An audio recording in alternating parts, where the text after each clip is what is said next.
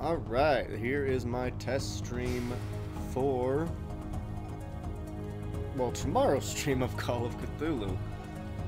Hopefully it goes well, and I'm just honestly just gonna play Chrono Cross for a little bit, because why the hell not?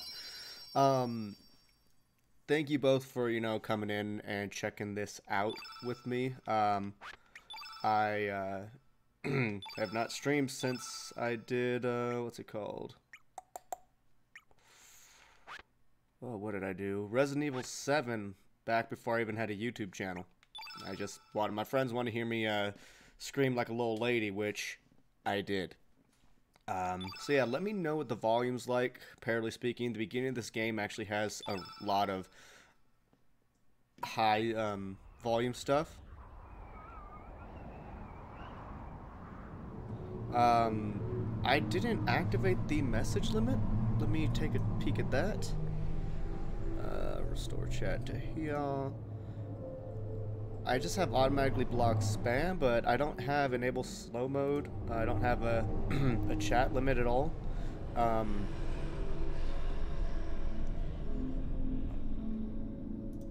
gonna disable the block spam as well. Maybe that's doing it.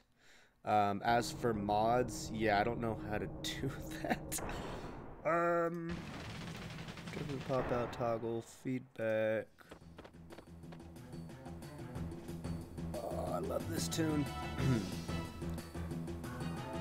Pop chat back out real quick so I can actually see you while I am recording. Ooh, I got Doc today. What is it, Serge? You look troubled. There it is. This is it. There's no turning back now. What is volume of my voice like compared to the music of this game? Because this is kind of the peak of this game's music volume for the most part. The only other thing being the sounds of combat. Say a prayer is nothing that'll do you any good. Fuck, I love this game. I've missed it so much. I listen to the soundtrack almost every day. Yeah, I might have thought you were spam chatting, so I did disable the spam chat because I figure since I'm not a big channel, I don't really have to worry about that. Wait, I thought I could use the analog stick in this game.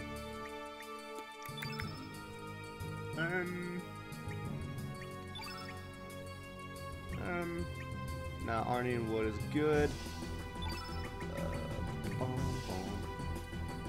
Oh, I didn't set up the joystick to the PlayStation emulator. Might have thought you were spamming. Still having the problem of YouTube syncing the stream from live stats, so I had to manually resync it a lot. Okay, so that sounds like something on your end, unfortunately. I mean, if it was my end, I'd obviously try to do something to fix it, but if it's happening with other YouTube streamers, I think that's a you thing, which is probably pretty fine. I mean, not for you, obviously, Telly. It sucks for you. But I think it's an internet thing. I do know you have a few internet problems from time to time, like when we're playing D&D. You've experienced that, so probably just that. But let's get into a combat so we can kind of see what we're looking at here. So I want to see where I'm at. Okay, wow, the stream is not that far behind where I actually am. That's pretty impressive. So I'm gonna do some combat stuff. So let's play Risk with the 79 and we fucking made it. We missed that one. But yeah, guys, what is volume like? My stream health is showing yellow. I turned the quality down. It's working fine now. I guess my internet doesn't like HD stuff on YouTube. I didn't know I was streaming in HD at all.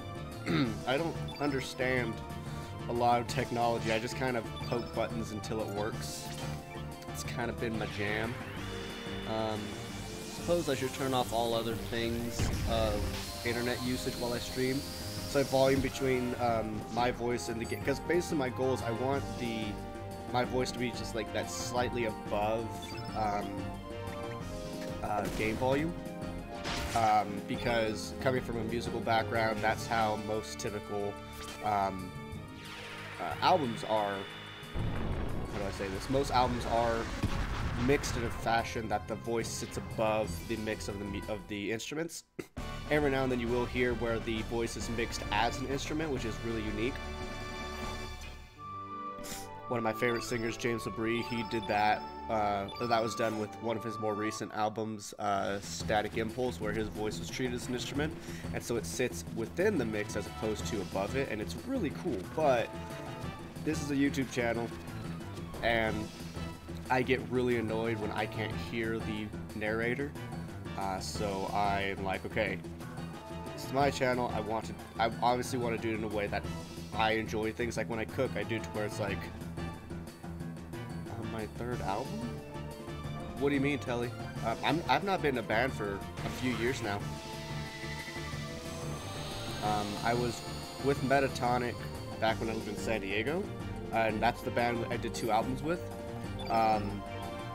And incredibly proud of that stuff, but I left them in 2012 when I moved to Colorado. I really wish I was still with them because that's some of the best music I've ever made in my life. And what we were making at the time I left was just amazing, and it was giving me these great ideas of I started perceiving the idea of Metatonic as a cosmic being. As you can tell, Cthulhu-esque things are always in my mind. And so they started writing this song that was really complicated. It was, you know, constantly changing time signatures, but it was still very musical. And so I started writing a song. I was like, I'm gonna call this song Meta. And then I was like, okay, and then we'll write another song that has themes of this, but is vastly different and feeling like probably a quieter song, maybe almost even a ballad, and name that Tonic. Kind of because the name of the band itself stems from the roots of meta and tonic, utilizing multiple meanings of both roots, I should say. So it was actually quite a unique thing. But saying here, what the fuck am I rambling on about? Yeah, I was gonna write those, so I do wish I was able to stay in the band for like one more year, because then we could have written those, and it would have been like my storyboard fun, because I just love writing lyrics. It's something I've done since high school, and when I got into true bands, it became like a constant thing.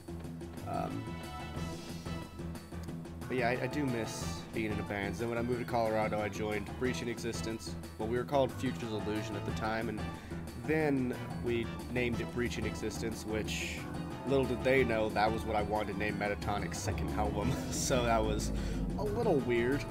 But yeah, I miss being in music, but I don't think I have the energy right now. You know, school is a lot, work is a lot. I'm obviously focusing on the YouTube channel to a good extent, so I just don't think I have like the extra time right now. Do you have a pop filter or something like that? No, I do have. Ever since I got my new Blue Yeti, like Mage recommended me, I did get a pop filter with it. Am I still popping? Like, do I need to move the microphone further away from me, or maybe the pop filter closer or away from it?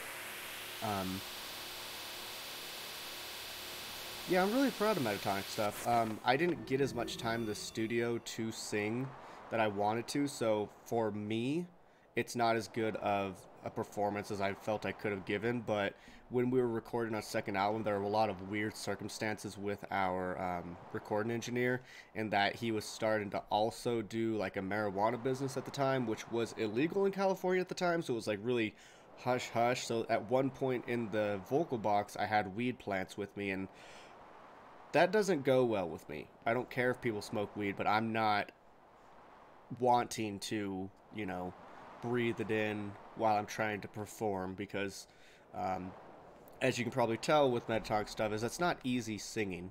It's not, and that's why I wasn't totally happy with the performance either, because especially the song Reaching Into Existence, I didn't write it. The drummer wrote it. It's a very metaphorical song. There's a lot of ideas within it. There's a small section that covers Pokemon, but the mass of it covers the ideology of humans being. It's a human condition song, so part of it covers being so engrossed into technology and the internet that are we actually losing our sense of freedom because of how much we give away online. Our drummer was a very intelligent guy who would write some really interesting lyrics in a form of thought that I don't think in. So it was really fun to have him write lyrics. But he also wrote the melodies without me being there, and he taught it to me by him playing it on like a little MIDI keyboard. And some of those things were really high, as you can probably tell. And what he doesn't understand, though, is transition. So he doesn't know what it's like to go from a really low singing voice to a really high one without any proper like movement between, to where you don't get to play with what's called the bridge in singing, where you transition from chest voice to head voice. So it was what do I say here? Yeah, it's a very hard song technically to sing because it's not just the high pitch. I can sing high pitch, but it didn't have the transitions that I would normally write into music. Oh yeah, I tried not to ever really put my voice in the videos when I used my music. I used my own music because I wouldn't get copyright infringement. Like on one of my recent Dark Souls videos when I'm doing a run back, there's this cool ragtime piano section. That's from Dream Theater, and I did get hit with a copyright infringement. Thankfully, it's, hey, we're allowing this, you just can't monetize it. I don't monetize my channel anyways, so at least for the time being, it's not an issue, but I've also utilized Carnival from Emerson, Lake & Palmer back when I did, well, this game, actually. And that was I've only had those copyright infringements, as well as the ending of Final Fantasy XII, something Mage also experienced, which is why he split the ending into its own video. Like, I was like, hey Mage, I think you should do this because this happened to me, and he was like, yeah, a few people told me that, I'm gonna do that. But yeah, I like that music a lot, so I do miss it. But, so you're saying volume to game volume is good? Okay, there, I see it up there, higher up. Therion says that it's coming in clear. That's awesome. Also, I got Breath of Fire 3 upload last night, so I'm still continuing my streak of one a day between that and Dragon Quest, so I'm quite chuffed with that. Also, I'm a little I don't know what time to do the stream for Cthulhu, because obviously the point of streaming is to be able to get it out, like, basically upon release. But I think it's releasing at midnight tonight, because, I mean, some sites say the 29th, which is now. Other sites say the 30th. So I don't know if it's going to be that midnight point, and different sites kind of, how do I say it? Rationalize midnight differently, because I actually don't know. When it hits 12 o'clock, like specifically 12, are we at AM or PM? I never know. So that's why on our D&D stuff, Telly, I put in 12:05 p.m. because if I put in 12 a.m. or p.m., I don't know when it's going to do. Lena, what do you want? You want me to do stuff? Anima, yeah, I'm going to stream the new Call of Cthulhu game as it comes out tonight/tomorrow. I don't know when the game comes out. That's what I'm talking about right now, is that I don't. Some sites say the 29th, some say the 30th. I bought the game on Green Man Gaming for like a 20% discount, because that's cheaper than Steam's discount. And what else? See, it hasn't given me my key yet. Oh my God, Lizard Dance! I love this tune. I mean, I hear it almost every day. I'm not joking when I say I turn this soundtrack on almost every single day. Like, I'll play it at work, I'll play it at home. It's just, lady friend is just like, why don't we listen to something different? I'm like, why the fuck would we? But yeah, I really want to, let me see what you're doing.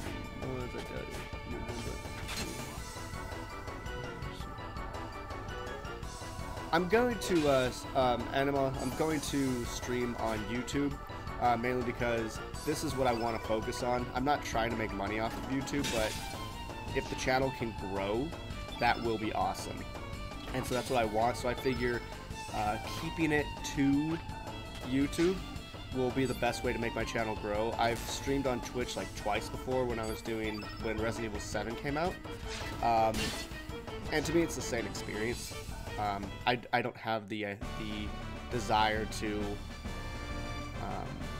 gain a new audience on a different platform. I just want to increase this audience because I know it's silly, but you know, when I see something that's made me incredibly happy with the Dragon Quest VIII and the Breath of Fire 3 series is that after a couple days, each one is reaching at least 20 views, which for my channel is pretty damn good. And so it just feels nice. And then you guys leave comments quite often, which feels really great too. And it's just really nice to have that dialogue. It makes playing these games a lot more fun when people converse with me. So whenever I have a comment, you know, it goes straight to my phone, which is why I often will reply within like 5 minutes because it pops up on my phone. I'm going to eventually stop that because I'm going to change my data plan. But, you know, I'll still be replying to people. Yeah, and I agree with you on that, Telly. It would be tiring, and if I were to go over to Twitch, there would be an obligation to make that somewhat consistent. And I have no idea what kind of streaming schedule I would ever want to do, because it's not necessarily a chaotic schedule, it's just, it's packed. It's a pretty packed schedule between fun and games, or fun and work. And so I'd rather just keep it all here because it uploads directly to YouTube, and it's easy that way. And at the end of the day, the idea is I don't want to swap platforms.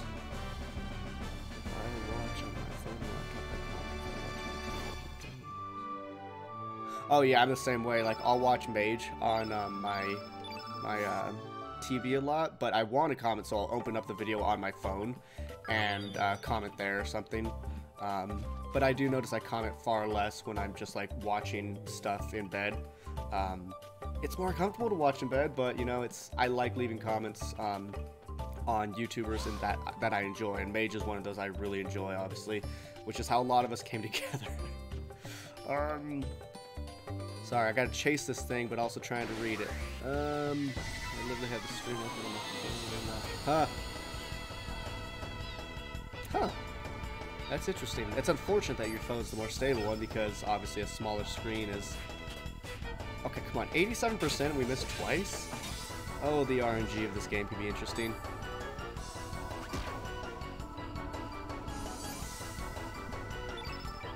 I feel bad right now because I know, Telly, that you like the Pokemon Soul Link Let's Play, and I've had videos recorded of that for like like a week and a half, and I've just yet to edit them. So I need to get on that. I promised Lady Friend that I would add the Soul Link today, so hopefully I can get a video of that up today or tomorrow. I've watched a live stream on my phone via Twitch before, and it was fine, but I was also on Wi-Fi at the time.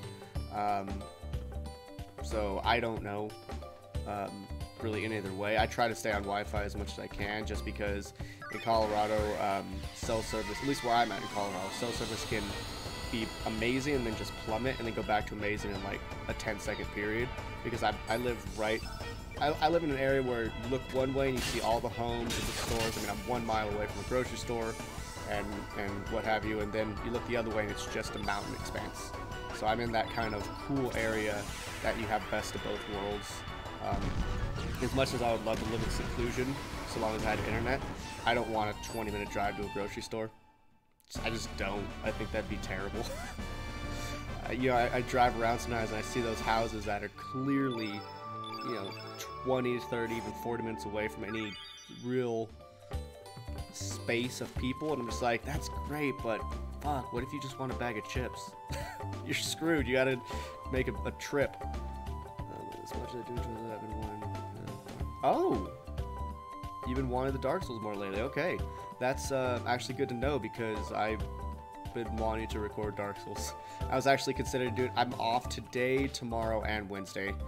When I was still working at the meat shop, I requested off tomorrow and Wednesday. Then when I got the new job, I told him the same thing. I didn't tell him it was to play video games, but it's literally for Call of Cthulhu. But with my last day when I decided to put in my 2 weeks to go full time at the teaching, are you waiting for me, motherfucker? You waiting for me? I told him my last day at the meat shop could be today, and I was speaking to the manager, and he's like, "You've been really tired lately, man. I could see, you know, working both jobs was really hard." Because I was doing 60 hours plus a week for this last 2 weeks, and when you're not used to it, that's really hard. And he's like, "So I'm gonna give you Monday off so you can just, you know, have a break." I was like, "Oh, dude, that's awesome." So I'm very grateful right now. So I'm gonna try to get, honestly, probably 4 or 5 episodes of Dark Souls recorded in just a single sitting. I have Blighttown to do, and then I have a very dangerous place that can either go super well or super terrible. I don't want to even say its name. Actually, no, we've seen it. Sen's Fortress. I've walked in front of it where we saw Onion Bro. And then after that, we have the most beautiful city of Dark Souls ever. And I'm going to try to get all of that done. Basically, I want to be able to teleport. That's my goal in a single sitting. I can do it so long as I just don't start playing like complete ass. Get out of here again. Oh, it's right here, isn't it? Yep. This is the one game I know like the back of my fucking hand. No other game do I know as much about.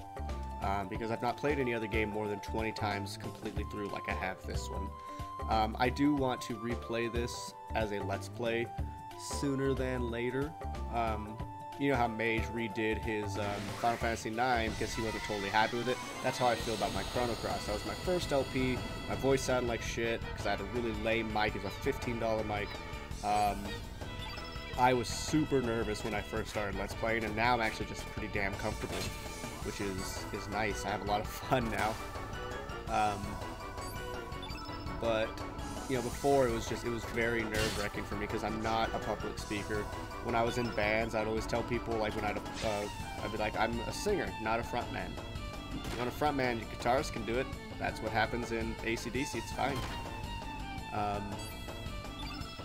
But yeah, it's, I'm rambling a lot, and that's because I'm talking, and then I'm reading chat, and you guys are saying stuff, so I'm, like, swapping topics. I apologize. Oh shit, Ladyfin texted me. Yeah, you just got to work safe. Oh, let's do a 2.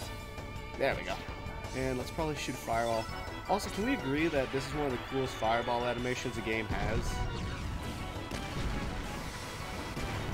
Oh yeah, Anima. By far, my Radiata Stories is hands down my best Let's Play I've ever done. Not only did I put the most effort into it, but it's such a unique game that, unfortunately, so many people don't know about. Apparently, according to Mage Masher, it never hit Britain. I don't know if that's the case with all of Europe, but I kind of assume that when it comes to English games, Britain's going to be the first economy they go for, so I'm going to assume Europe just never got it. And I just think it's an amazing game, but also I was more experienced as a YouTuber at that point. Let me see. I don't know if I'll do Dark Chronicle. I really enjoyed watching Mages, and I started playing it kind of alongside him as well, but I don't know if I'll play it. If I do, that's a game that I'd probably do completely as a stream, because it's the kind of game that can get boring. You know, if it weren't for Mage's commentary, I couldn't have watched it. It's just so repetitive. It's part of why I don't play a lot of Zelda games. You know, I really liked A Link to the Past. Ocarina of Time was okay to me. It's just not my style of game. And I really like the city building in 1 more than 2, which I know is not the common sentence used there. But it's a possibility. You know, if enough people want it, that will obviously influence that.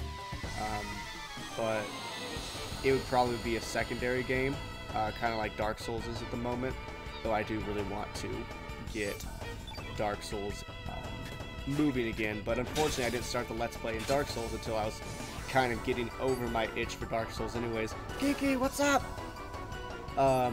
By the way, we were talking about singing earlier. If you guys want to hear some good singing, go check out Geeky's channel. That girl's got a voice on her. It's impressive stuff. Oh wow, I'm really low on HP. I did not recognize that. Okay, you're almost dead though, so I can do that and then fireball Senor Lizard Face Sand Squirt. Let me see what you're saying. Quick question off topic. Yeah, here. I can use weapon finesse, feed my spear when I get it fixed. You can use weapon finesse with a short spear because it is a light weapon, but I'm not trying to like discourage you away from what you want to do, but going melee with a sorcerer build like you're going is not ideal, because you're never gonna fully utilize it. You're better off going with the range feats like point blank shot and then precise shot, because point blank shot will give you a +1 to hit and damage whenever you're within 30 feet of somebody for any ranged attack. So counting your ray spells, counting your bloodline fire ray, but it'll also count, and then then when you get the next feat, you can get precise shot, which takes away the negative of shooting into combat. So let's say Dagmar is fighting with something face to face, you would no longer take a -4 for shooting into combat. So those are my recommendations if you want to go more martial feats.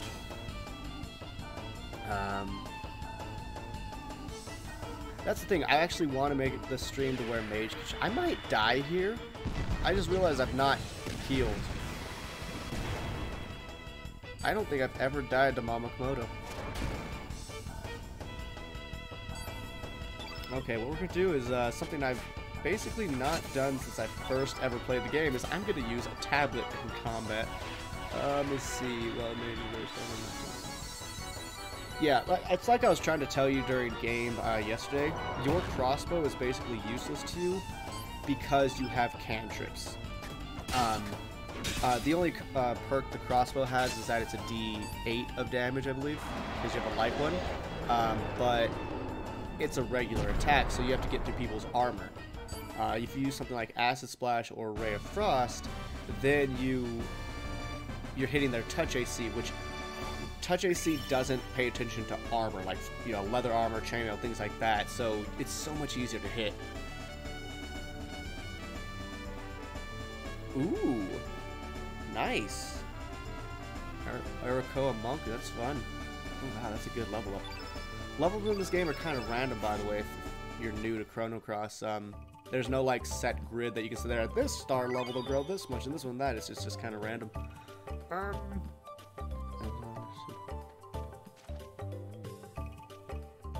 Well, we're doing Pathfinder, which, if you're familiar with the different edition, it's more 3.5 oriented.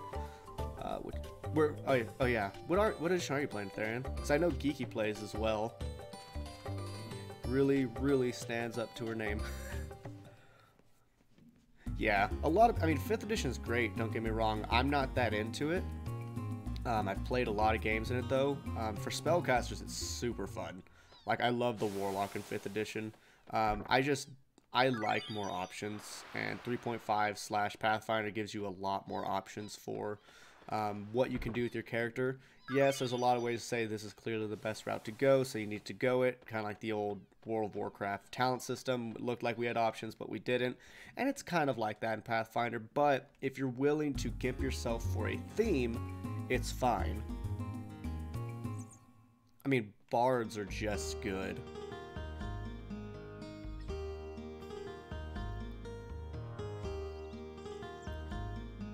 How do you mean 5th is super serious?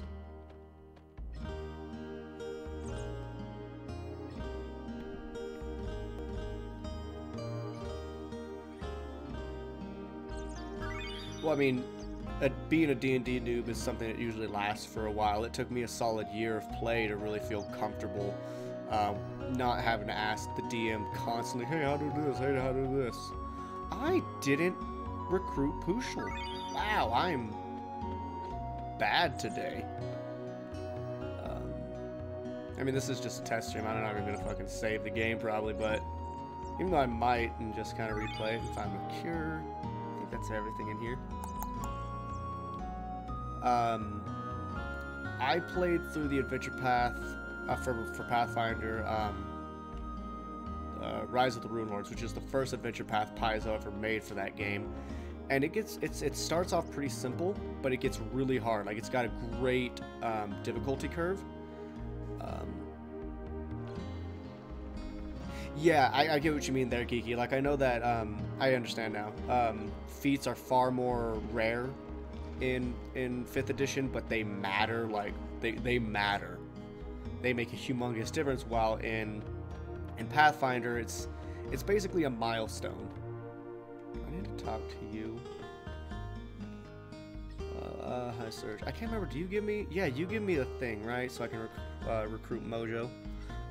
Yeah, like once you get a feat in 5th edition, you just skyrocket in ability or power, and because feats typically do multiple things in 5th edition, which is really cool. While in 3.5, it's more of a feat tree. Like I was saying to Telly, take point blank shot, because then you can take precise shot, and they kind of work with each other in terms of being a better ranged attacker.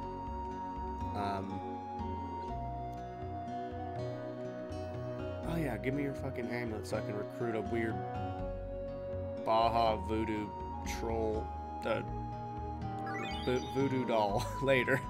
But in terms of what it really matters is, do you have someone that can tell you a good story, and do you enjoy that story? Like, I will say the game I'm playing with Telly and a few others right now is, I've done a better job. And I apologize right away, Telly.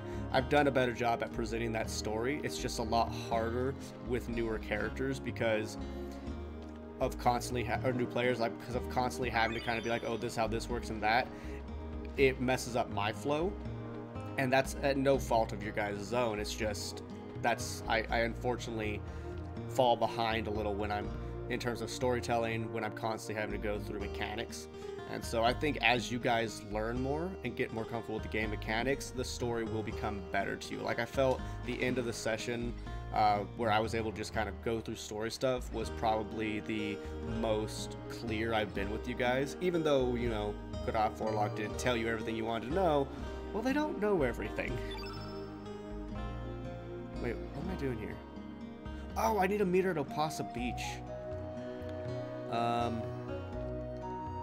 Yeah, Grim, we were talking about you, I guess, in passing, technically, because we're talking about our Pathfinder game. But for favorite classes, I love playing a druid because I really love nature. I think it's a beautiful thing, and having any kind of connection and control over it is really fun for me. But I also like playing gnome illusion wizards because illusion magic is incredibly versatile. A lot of people like to call it useless, but when you can use Phantasmal Killer on something, they fail a will save and they just die from fright, sure, that's great. And some people say, oh, well, that's useless against undead that aren't affected by mind control things. Okay, you can miss a fireball. You can miss your Scorching Ray. Oh, I can do 10d6 with Scorching Ray. You have to hit first. So, you know, every spell has to have a downfall unless it's Meteor. That's just amazing. But yeah, so I love the Illusionist Wizards, and I specifically go Gnomes because, one, I love Gnomes through playing World of Warcraft for so many years, and two, they specialize in illusions as a racial thing. I feel like I'll save that. Honestly, that was actually, Telly, the best time to just unload Magic Missile. So that's something that you'll start kind of understanding or getting a gist of. Think of it like a video game. You kind of get a sense when you're at the end of the dungeon, because much of my games are influenced by video games because that's where I come from. So I do, in a sense, run traditional dungeons where there's often, not often, but there's a good amount of time there is a big bad at the end. And you found him. That was War Master Erden. And what I do, so I don't want to have a vindictive style of play. So what I do when I create a creatures or a big bad for a dungeon, I say, I talk to myself, I say, what is this person's fighting strategy? And Earthen's was the easiest thing to kill first, he will. As well as what is the biggest threat to him. He started noticing that Dagmar couldn't hit him, because he focused on Dagmar for a good like 5 turns. But he couldn't hit him because his AC is so high. Then he noticed that that you were doing a lot of damage to him with spells. He's like, I don't like that, I'm gonna go get him. And then he noticed that Azvac was much easier to hit than Dagmar because of his lighter armor and his lack of a shield. So he started attacking him. He would have attacked Surat, but he was flying around, so he couldn't hit him. So he's a war master. That's his rank. So he's going to be smarter when it comes to tactics. So that's the thing to keep in mind, is sometimes the enemy will know to target the healer, or will know to target the caster, because, hey, there's a big tank in front of me. Cool. This isn't WoW where we can just use taunt. There actually is a feat to allow that sort of thing. It's a little different than just taunt and it works, but it technically works. But, you know, what was I getting at? But no, enemies can think too. That's basically what you have to think about. Enemies also can think tactically. So what I do is I look at their intelligence score and their theme. To basically, you know, tell me how can they think. Like, if it's an undead with 0 intelligence scores, they're going to attack the thing right in front of them. That's it, unless commanded by whatever controls them. But for someone like him, he was an undead with an actual intelligence score. He could make choices. Hey, appreciate you being here, Geeky. Like, I'm not sure if you heard, but this is just a test, as the description, I believe, says, because I'm going to be streaming the new Call of Cthulhu game. Sometime tomorrow. Might do it at midnight tonight. I really hope not. But, you know, I'm going to be doing it soon. I just have to figure out when this game actually comes out. But, just so you know, I have a very high-pitched, feminine-esque scream. I'll give you an example. When I used to be in a chocolate shop, I was in the back room packaging chocolate. And so in the front room, the barista was doing their thing, and they had customers, and they're separated by a door, and a chair fell over behind me. Not only did I scream, I also stood up and raised my hands in the air going, oh, kind of thing. You know, I'm not going to recreate it because it'd be too loud. But everyone laughs at me, as they had, because it was not the first time I've done that. But then the barista comes back, laughing her face off, as she just said, oh my god, there was an incredibly muscular guy out there, and when Scott screamed, he said, is that lady okay? And so, that's the least prideful moment of my life, probably, is having a very buff man believe that I'm a lady that needs saving in the back room of a shop.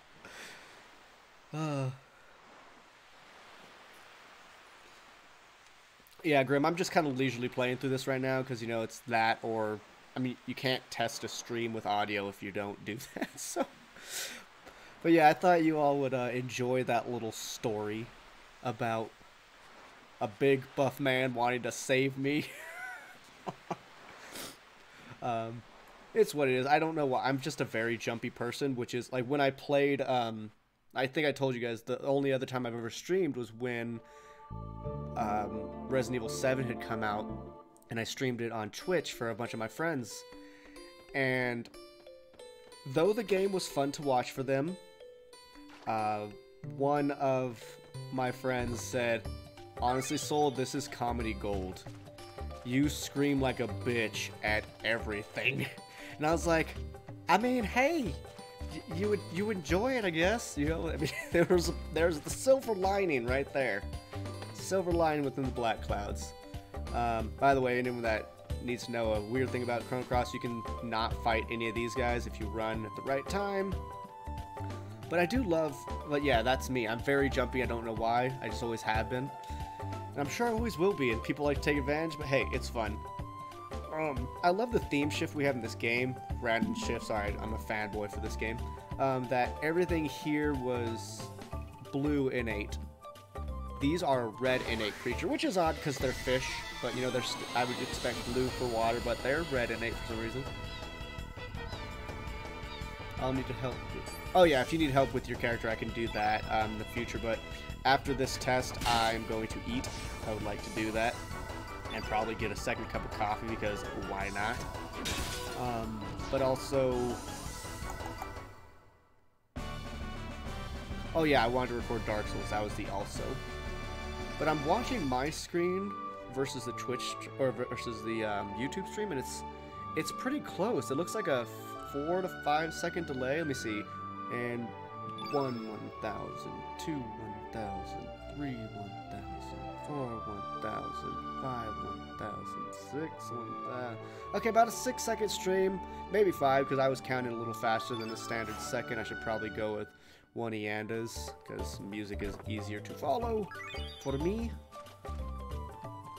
What up, Pam? Oh, he jumps on you now. That's adorable, because we jumped on him in the previous world, though you don't know you're in another world at the moment.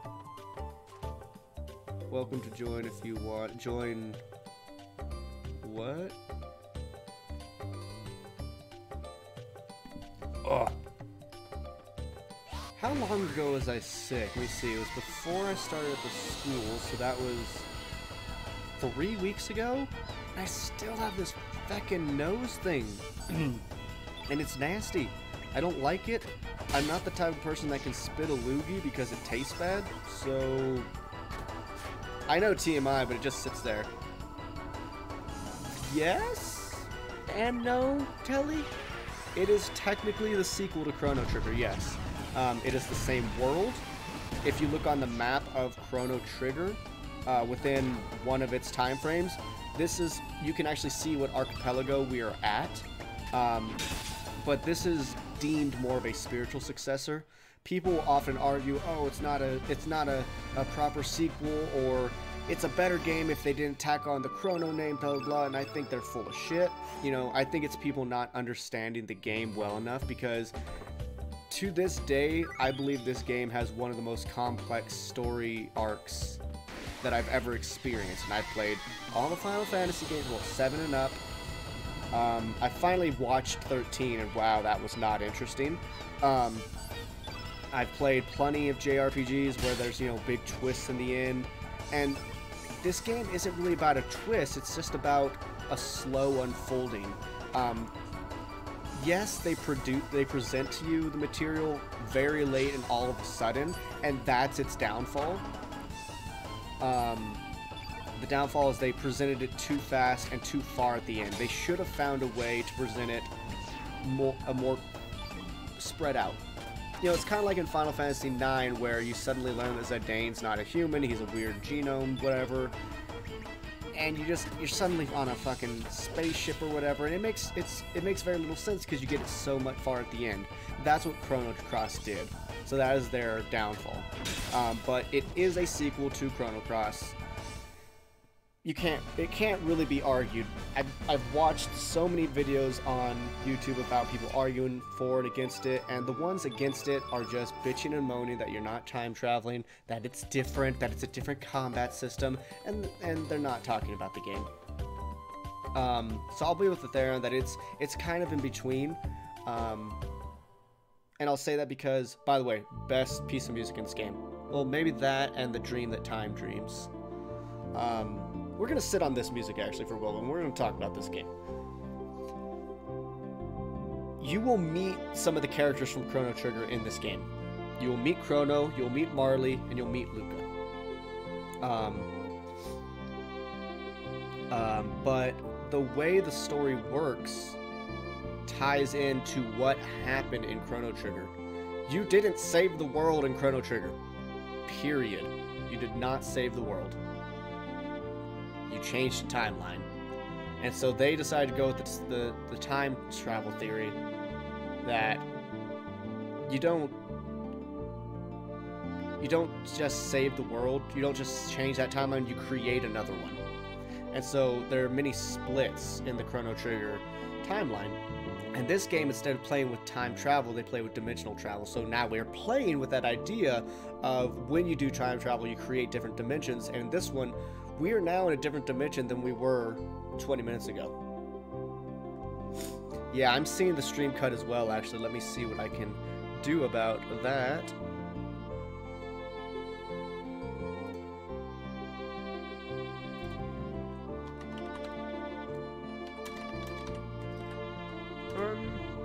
And this is why we do this. Oh, hey Mage, how's it going? And yes, agree. One of the greatest soundtracks in all of video games. In my opinion, I will always relent to that ideology. That it is an opinion. Huh, why is the stream suddenly lagging though?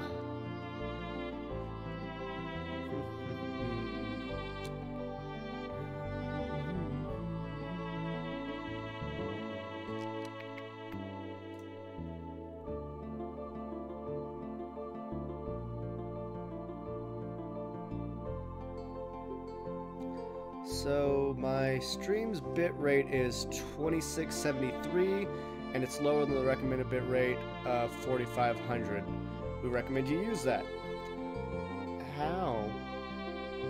Is that a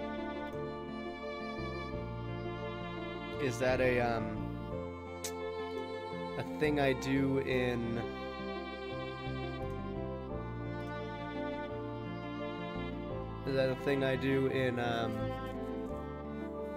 OBS, or is that a thing I do? Oh, okay. I mean, that was the first hiccup I've seen, and that's been in a 40-minute stream so far. I'm just hoping to not have too many issues with the stream for Cthulhu, because obviously that's a newer game, so I'd like it to come out proper. So let's see, stream, general, output. Oh yeah, I have my bit rate at 2500, so should I just up that to like 4K? I'm actually going to just pull it on to screen because there's no sensitive information here. I'm not sure if you guys can see that well enough, but if anyone wants to help me with this real quick, I do have my, see, I'm in the output setting. The stream setting has very little to show, but here I have video bitrate for streaming. Well, I guess that is a stream setting. So should I just up that to like 3,000 maybe, or 4,000? Oh, I know it's been fine for almost everybody. It's just very recently it started to hiccup. It started hiccuping in like the 40-ish minute mark because we've been streaming for 50 minutes. Holy shit, that's a long time for me.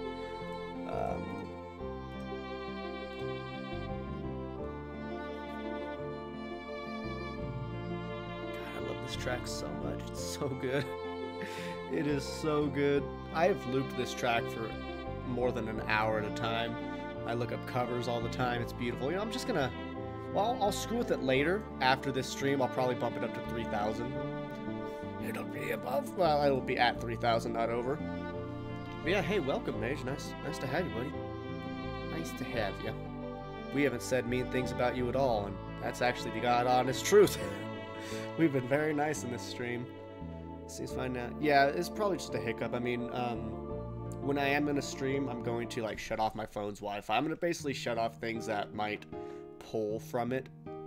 But can I go get Mojo now, or do I have to do the story events? Well, the thing is, like, I have the chat and stream stuff on my left screen. And so I was actually able to see when the stream started to lag because it showed me what you guys see as well. I can see my delay. And do I give this to you? Do I give this to you? Yes. But yeah, I was able to see that it was, you know, giving me that spinning cogwheel as well.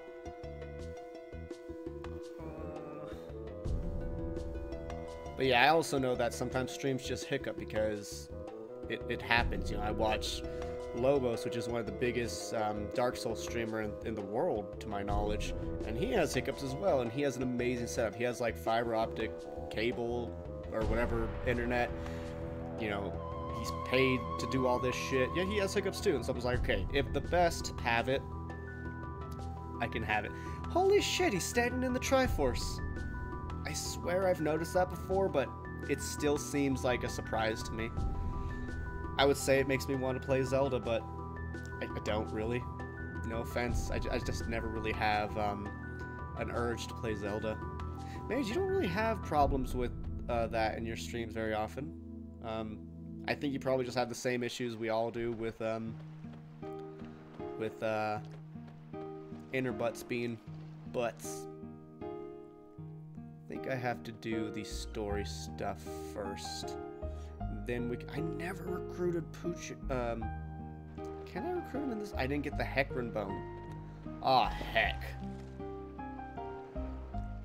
It was so nostalgic for me, and when I did my Chrono Trigger Let's Play when I fought Hecarim, because I was like, that's whose bone we have. Oh, that's what we were talking about. How this is a sequel to Chrono Trigger. A lot of it is going to be reference-based. But no, we are in the same world. You can meet Chrono and Lena and Marley and Luca.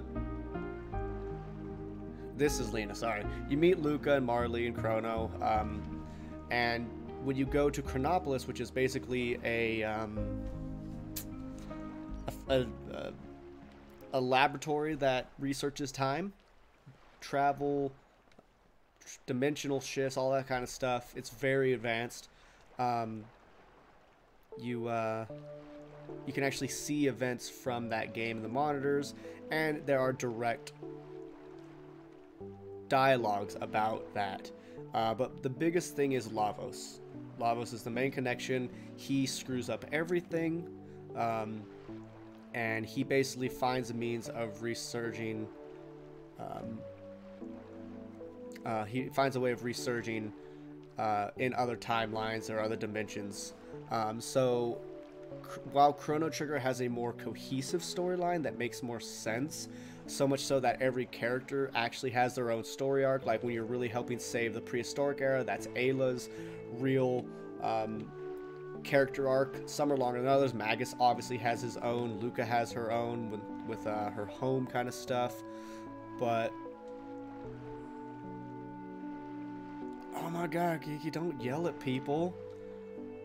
We're here trying to believe that you're this nice girl and everything, but now we know you're just yelling at people that are trying to just do their job. Jesus.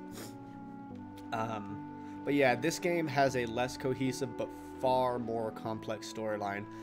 It's one of those that as a kid I didn't understand it, but I still love the game because it was so unique. I mean, look at it visually. But as I got older and really, really delved into the story of Chrono Cross and, did research, like legitimate research, it is a phenomenal story. Well, I mean, you seem so nice in chat, I'm allowed to be wrong, aren't I? Just kidding. But yeah, it's a very good story. You just have to really put effort into understanding it, which is not a good storytelling contraption at all. I will give you that. The presentation, the story in this game is shit towards the end. It makes a lot of sense. It's really good for the long time, but the ending, it's just a bum rush, just like in Final Fantasy IX. It is poorly executed. Anyone that tries to tell you that Final Fantasy IX's ending story was well presented is lying to you, because it wasn't. That shit comes out of nowhere with the only real pre-knowledge is a fucking light bulb in the sky. So there's nothing to even hint at it for the longest time. While in this game, you at least get links dropping the fucking smallest of hints about the Chrono Trigger, how you are the Chrono Trigger, and how the Chrono Cross and the Frozen Flame are important.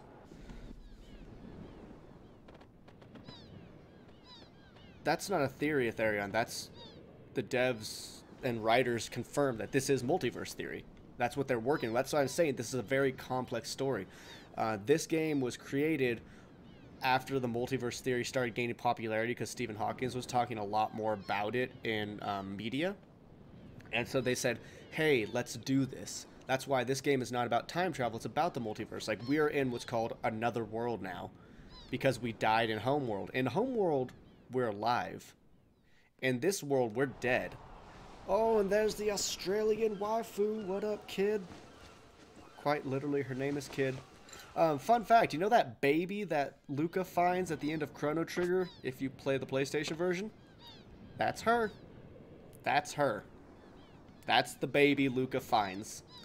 But no, yeah, it was well confirmed that this is multiverse. I mean, it's I think it's obvious the fact that we go between two different dimensions that are similar yet different.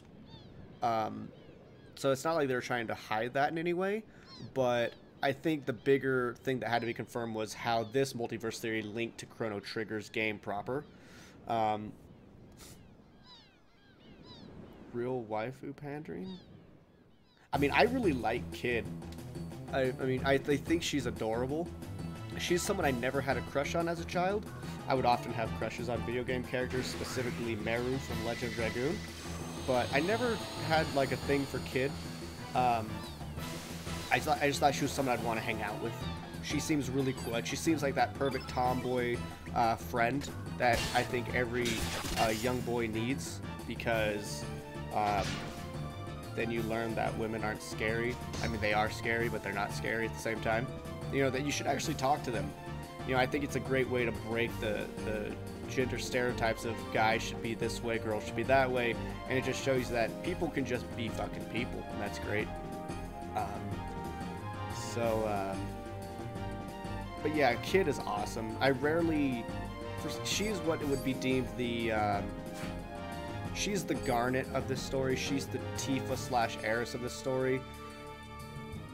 Awesome, Mage. Hopefully you can make it. I'm trying to figure out exactly when I'm going to do it, because, you know, I think it releases at midnight, but, I don't know if I'm going to stream it at midnight, because, you know, Lady Friend has to sleep. But yeah, I mean, she's, you know, the lead heroine of this game. And I often don't like the lead heroine, but I really like Kid. She's a very well-made character. Well, Telly, you can't be people, but that's your own problem. We've been over this one. You know, I'm gonna take out Salt, because I'm a bit salty. Oh god, I should go to my room now. I'm gonna defend so I can get my stamina back.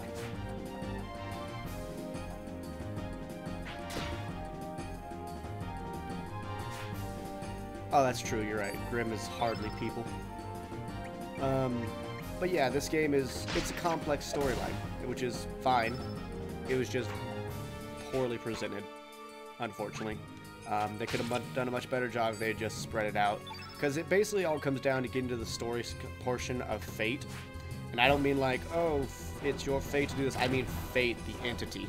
Fate is a computer AI program that basically gained sentience and started controlling time, because she exists within Chronopolis, and that's where they started experimenting so far with time to where they learned how to an extent, control it as a means of protecting the world from Lavos, because that's the overall goal of Chronopolis. If you remember from Chrono Trigger, Balthazar, one of the prophets of time, if I remember properly, he is one of the creators of Chronopolis. He helped establish the whole facility, because when I think it was Magus that sent him, someone in Chrono Trigger sent off them. It was either Magus or Lavos or Shala. I forget, because Chrono Trigger I've only played through like twice. But they were sent off, you know, and he ended up here in this timeline, in this dimension. This one specifically, not Homeworld.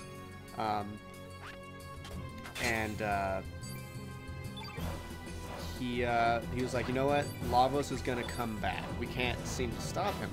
I don't think Chrono and the crew can do it, which is accurate. So he built that. Wow, I'm rambling again, but it happens. Geeky, yeah, this game, even with people that don't like this game, even with people that hate it for not being a proper sequel or for whatever reason, it's very commonly agreed upon that this game has one of the best soundtracks ever created, especially for PlayStation 1 era games. It's the same. Oh wow, we got everything. That's every spoil you can get that matters.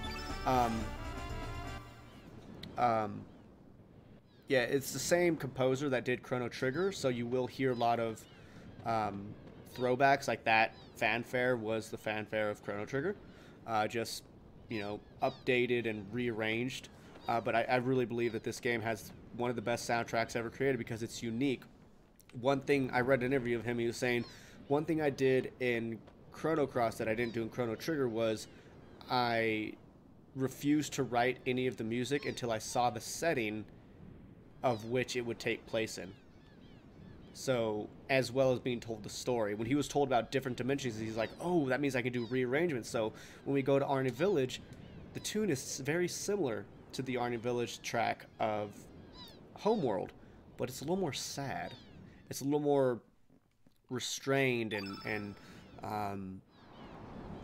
while the Homeworld uses acoustic guitar to sound bright, this one uses, I want to say, electric piano to be softer and more mellow and even melancholy to an extent. So he was very specific at understanding the story of the game as he made music. And so the music fits every area so well. When you're on a boat, you feel like you're on a boat, motherfucker. When you're on the Island of the Dead, you feel like you shouldn't be there. And some people don't like the battle theme. I really like the battle theme. It's called Gale. That's the name of the piece, and I think it's fantastic. Let me see, last game. If I travel with her, I can't recruit Lena. And considering I didn't recruit Pushel, I think Pushel automatically comes with Lena. So here, in case you're wondering, you have to decline Kid 3 times. She even kind of pulls a sex joke on you. You're telling me you're refusing the company of a lonely, vulnerable, sweet little girl? To me, even as a kid, I was like, is she seducing him? Is how it sounds, but it might just be like, hey, trying to pull the stereotypical, you have to take, male has to take care of the female role. I don't actually know.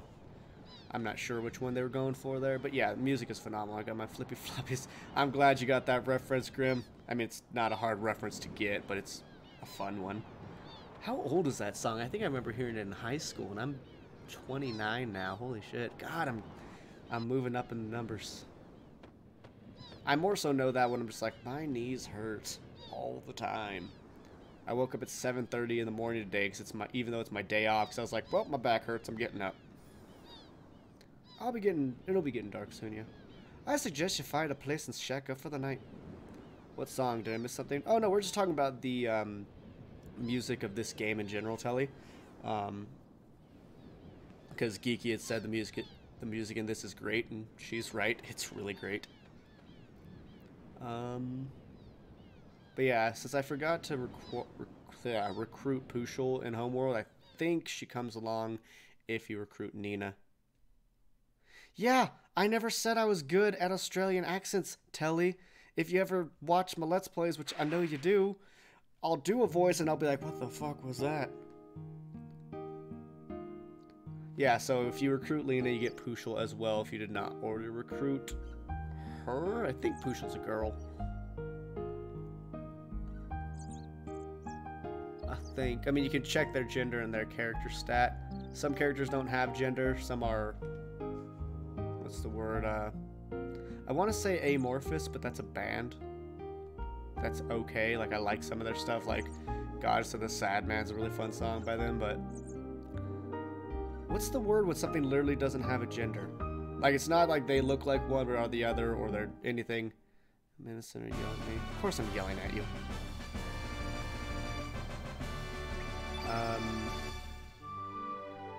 Wait for me am coming too. Is it asexual?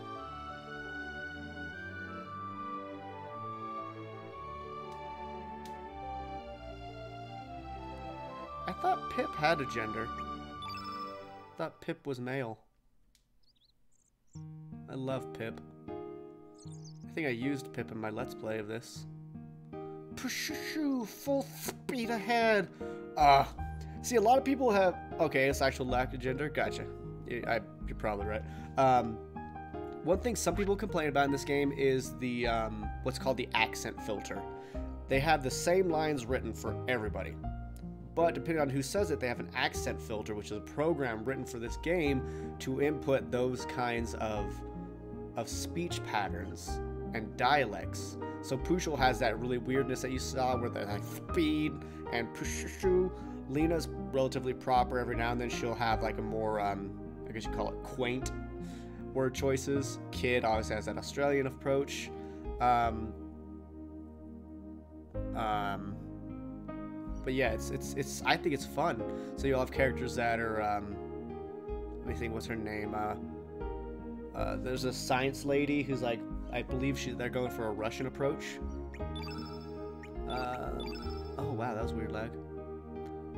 She's a sweet country gal. She's only 16, 5'5". She's as tall as I am, but only weighs 93 pounds. I weigh 125 to 130 pounds. Pushul, the Wonder Dog. Oh, Pushul. Wait. The Wonder Dog question mark? Okay, so Pushul is a female. That's a big dog. 26 pounds and 3'8". Build roly-poly. Ah, it's so good. Like, we're all in the state of not having morals, etc. Stop by sending messages. Oh, I love Tama. The thing is, though, Tamas were written to be specifically as Tama.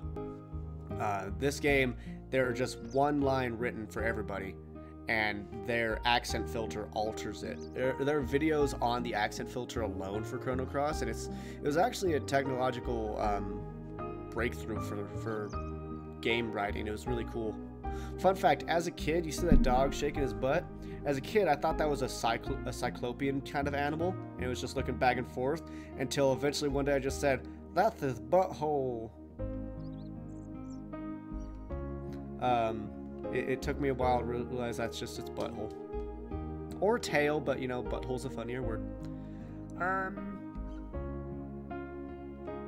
Yeah, a guy was mad at us being in his house. But now we can recruit Mojo. Mojo. Yeah.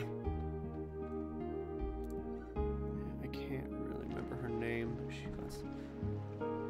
Oh, you're talking about the science lady? I think it's Luca, because it's very close to the name of the engineer girl from Chrono Trigger.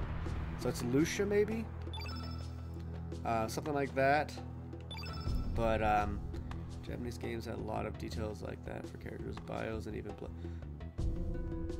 yeah, I saw a video about why video games from Japan often add blood type, and apparently it has something to do with blood being very important in Japanese culture, as in, like, you know, status and what have you.